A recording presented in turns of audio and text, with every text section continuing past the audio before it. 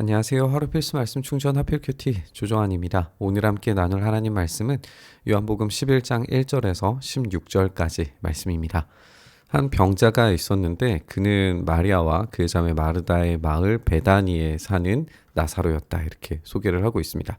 주인공은 나사로인데 시점 자체는 나사로에게 포커스 되어져 있지 않고 마리아와 그의 자매 마르다, 이렇게 소개되고 있는 것을 우리가 보게 되죠. 그리고 마리아의 소개를 하나 더 덧붙이는 걸 보게 되는데, 주님께 향유를 붓고 자기 머리털로 주님의 발을 씻은 여자, 병든 나사로는 그의 오라버니다 라고 소개하면서 나사로는 마리아와 관련되어져 있는 인물로 이렇게 소개되는 걸 보게 됩니다. 그래서 포커스가 상당히 이제 마리아에게 맞춰져 있다라고 하는 걸 우리가 확인을 할 수 있고, 이전 장면까지 마리아가 등장하지 않았기 때문에 이 마리아에 대한 소개를 하는 것을 보게 되지만, 이 사건은 또 12장에서 등장을 하게 되거든요. 아직 일어나지 않은 사건인데도 불구하고 마리아를 지금 먼저 소개하고 있다는 걸 보게 돼요.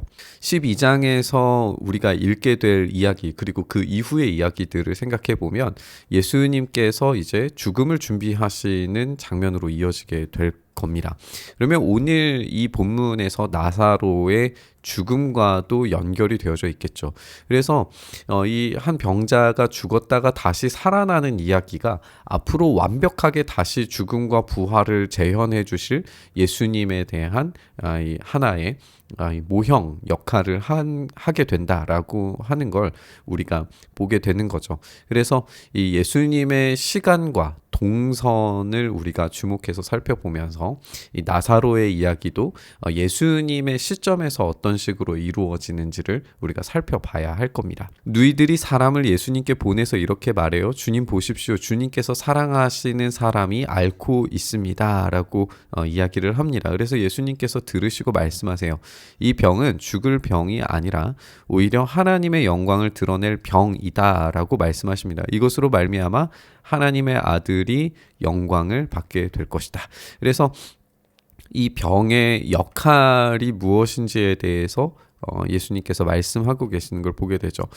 심지어 죽음과 이 사망이라고 하는 이 질병을 가지고 오는 것조차도 예수님의 손에서 관리되고 또 치유되고 회복되어지는 모습들을 우리가 보게 됩니다. 그리고 이 모든 것들이 하나님의 영광을 위하여서 우리가 어제도 함께 살펴본 것처럼 예수님과 하나님 아버지와의 이 긴밀하고 친밀한 사이에서 그 신뢰 관계에서 이루어지는 일이고, 결국에 이것이 나사로뿐만이 아니라 모든 믿는 자들에게, 자기 양떼에게 행하실 일이라는 것을 우리가 생각을 해봐야겠죠.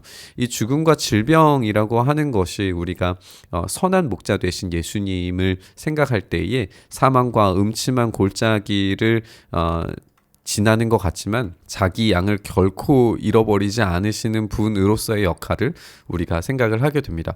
오늘 이 비유와 함께 또 한 가지 생각해 보는 건, 예수님께서 빛이시기 때문에 빛이 있으시는 동안에는 어떤 것도 걸려 넘어지지 않게 만드신다라고 하는 것도 우리가 살펴볼 수 있어요. 이 완벽한 예수님의 보호하심 아래에 이 모든 일들이 벌어지고 있다라고 하는 점을 생각을 하면서, 이 장면 속에 등장하는 인물들은 끊임없이 불안하고 또 모자라고 또 알지 못하고 무지한 그런 모습들과 상태들을 계속 우리가 발견하게 됩니다. 그러면 우리는 더 넓게 봐서 우리의 삶에서도 이런 문제들이 닥쳤을 때 과연 우리가 불안해야 하는가, 아니면 예수님의 때를, 주님의 때를 기다려야 하는가, 이런 질문에 우리가 동시에 서게 된다라고 생각해 볼 수 있을 것 같아요. 예수님께서는 마르다와 그 자매와 나사로를 사랑하셨다라고 이야기하고 계십니다. 여기에 예수님께서는 나사로가 앓는다는 말을 들으시고도 계시던 곳에 이틀이나 더 머무셨다, 이렇게 되어져 있어요. 이틀이나 더 머무시는 이유를 우리가 생각할 때 예수님께서 사랑이 없으시거나 이 상태에 대해서 무지하시거나 이렇게 생각을 할 수가 없죠. 왜냐하면 그것은 하나님의 아들이 영광을 받게 되는 것과 아주 중요한 연결점이 있다는 것을 알고 있기 때문에 그래요. 그래서 예수님의 즉각적인 반응이 아니라 천천히 일하고 계시는 것에 대해서, 하나님의 일하심의 이 지연에 대해서 우리가 생각할 때에 그것이 하나님의 영광을 받으시기에 합당한 방법으로 이루어진다라고 하는 점을 생각을 하면, 이 지연은 단순히 어떤 무심함 또는 이 무지하심이 아니라 하나님의 영광을 드러내기 가장 적당한 시점에 움직이신다라고 하는 생각을 우리 가져야 됩니다. 그리고 나서 제자들에게 다시 유대 지방으로 가자라고 그렇게 말씀하세요. 물론 베다니 또 유대 지방에 속해 있다라고 볼 수 있겠지만, 이 베다니라고 하는 지역을 사용하시는 것이 아니라 유대 지방이라고 이야기를 하세요. 의도적인 건데, 제자들이 이렇게 질문을 하죠. 선생님, 방금도 유대 사람들이 선생님을 돌로 치려고 했는데 다시 그리로 가려고 하십니까? 라고 이야기를 하죠. 그러니까 유대 지방으로 가자라고 하는 것은 굉장히 위험한 곳으로 가자라고 말씀하시는 것을 우리가 알 수가 있어요. 예수님께서 그곳으로 가신다, 유대 지방으로 가시고 이 돌로 치려고 하는 그런 죽음을 각오한, 예비하고 준비하는 걸음이다라고 하는 것을 우리가 확실히 알 수가 있죠. 그때 예수님께서 대답하세요. 낮은 12시간이나 되지 않느냐? 사람이 낮에 걸어 다니면 햇빛이 있으므로 걸려서 넘어지지 않는다. 그러나 밤에 걸어 다니면 빛이 그 사람 안에 없으므로 걸려서 넘어진다. 이렇게 이야기하십니다. 지금 이 낮은 빛이 있는 그런 상태죠. 예수님께서 곧 빛이시기 때문에 예수님께서 계시는 그 가운데에서는 어떠한 죽음의 위협도 또 사망의 음침한 골짜기도 양들을 해치지 못할 겁니다. 그래서 걸려 넘어지지 않게 될 거예요. 그런데 밤에 걸어 다니면, 빛이 없는 상태가 되면 걸려서 넘어지게 돼요. 이 걸려서 넘어지는 것을 제자들도 분명히 경험하게 될 겁니다. 예수님이 잡히시던 날 밤에 그렇게 경험하게 되겠죠. 그래서 우리는 이곳에서 두 가지의 예시를 다시 동시에 생각하게 됩니다. 예수님께서는 선한 목자셔서 자신의 양들을 결코 잃어버리지 않으신다라고 하는 사실과 함께, 그분은 빛이시기 때문에 빛으로서 이들이 걸려 넘어지지 않도록 보호하시고 사망과 죽음의 그늘에서 지켜주신다라고 하는 점도 우리가 동시에 살펴볼 수 있습니다. 이 말씀을 하신 뒤에 그들에게 말씀하세요. 우리 친구 나사로는 잠들었다. 내가 가서 그를 깨우겠다. 이제 시간이 한참 지난 시점에서 유대로 가자라고 말씀을 하셨고, 그리고 나사로가 잠들었다라고 하는 이야기를 하시면서 이제 관심을 다시 그쪽으로 돌리시는 것 같지만, 결국에는 예수님께서 계획하신 그 때가 되었다라고 하는 것을 우리에게 알려주고 있고, 제자들이 그가 잠들었으면 낫게 될 것입니다 라고 이야기하지만, 제자들은 그가 잠이 들어 쉰다고 말씀하시는 거로 생각해서 잠들었으면 낫게 될 것이다 라고 이야기하고 있지만, 예수님께서는 나사로가 죽었다라고 하는 뜻으로 말씀하셨다라고 분명히 밝히고 있어요. 그래서 나사로의 이 잠들었다는 이 표현 자체가 지금 어떤 그 당시 문화권에서 사용하고 있던 죽음의 비유적인 표현이다라고 하는 점도 우리가 생각을 해볼 수 있죠. 이 비유적인 표현으로 예수님께서는 이미 죽었다라고 하는 사실을 알고 계셨고, 그것을 이제 아셨기 때문에 지금 이동하려고 하시는 거예요. 제자들은 그것을 알지 못하는 상태죠. 그들은 빛이 있는 상태이고, 그 빛이 함께 있을 때 그들이 참된 알과 지식과 또 하나님의 그 일하심과 역사하심을 직접 기적을 경험하고 보는 일들을 하기는 했지만, 완전한 빛 가운데 나아가지 못하는 모습도 우리가 좀 보게 되는 것 같아요. 그때에 예수님께서 그들에게 밝히 말씀하셨어요. 나사로는 죽었다. 내가 거기에 있지 않은 것이 너희를 위해서 도리어 잘된 일이므로 기쁘게 생각한다. 이 나사로의 죽음이 사실은 비극적이죠. 또 예수님께서 또 나사로의 죽음에 대해서 슬퍼하시고 눈물을 흘리세요. 그러니까 죽음 자체가 가지고 있는 이 파괴적인 성격에 대해서 예수님께서 무시하시는 건 아닙니다. 근데 여기에서 이 기쁘게 생각한다라고 하는 의미를 좀 더 생각을 해보면, 결국 이 죽음은 극복이 될 거예요. 슬픔도 변하여서 기쁨이 될 겁니다. 그런데 이 과정 자체를 이들이 받아들이기에는 굉장히 어려울 거예요. 죽음이 어떻게 극복될 수 있지? 그들이 그 믿음으로 나아가는 데는 엄청난 믿음의 성장과 점프가 일어나야겠죠.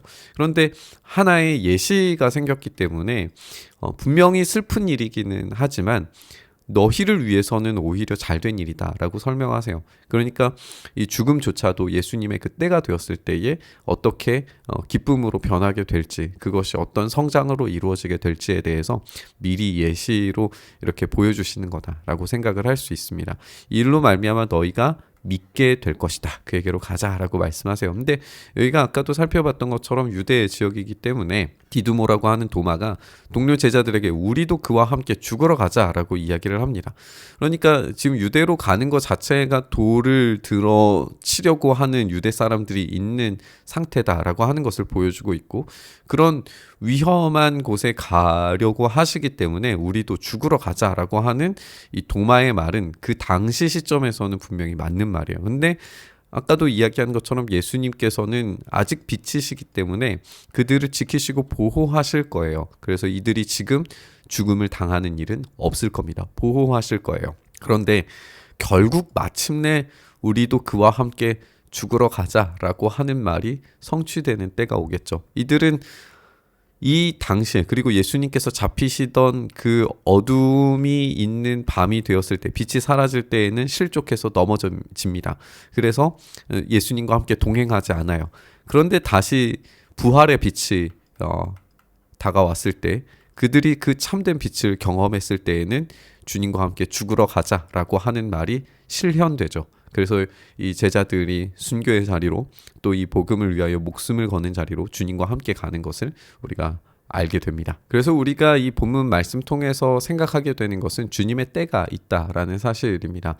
주님의 때에 주님께서 반드시 선한 목자로서 자기의 양들을 지키시고 보호하신다라는 사실을 우리가 기억한다면, 지금 우리의 삶의 상태에서 당장의 주님의 일이 보이지 않는다고 하더라도 반드시 주님의 역사가 우리 가운데 일어나고 또 보호하신 하나님의 역사가 일어나리라 라고 하는 사실을 기억해야 됩니다. 그리고 그 고통과 아픔 가운데에서 오히려 잘된 일, 그러니까 믿음이 성장하고 성숙하게 되어지는 그 과정 가운데로 우리를 이끌어 가실 수 있다라는 것을 우리가 신뢰해야 되는 줄 믿습니다. 아무리 비극적인 일이라고 할지라도 주님께서 부활의 능력으로 일으켜 주신다는 것을 믿는다면 우리에게 어떠한 것도 손해가 될 수 없습니다.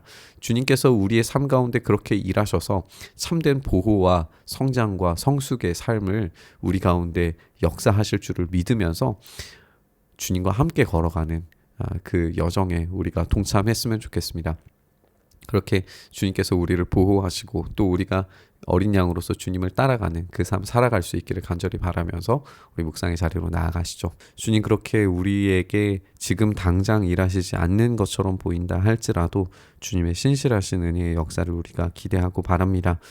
선하신 목자 되신 주님께 우리의 삶을 의탁하오니 주여 우리를 사망과 음침한 골짜기에서도 보호하시고 오늘도 주님의 뜻 안에 우리를 지켜주셔서 우리가 신실하게 주님을 따라가는 인생 될 수 있도록 역사하여 주시옵소서. 그렇게 우리의 삶 붙들어 주시길 간절히 바라고 소망하며 우리 주님 예수님 이름으로 기도드리옵나이다. 아멘.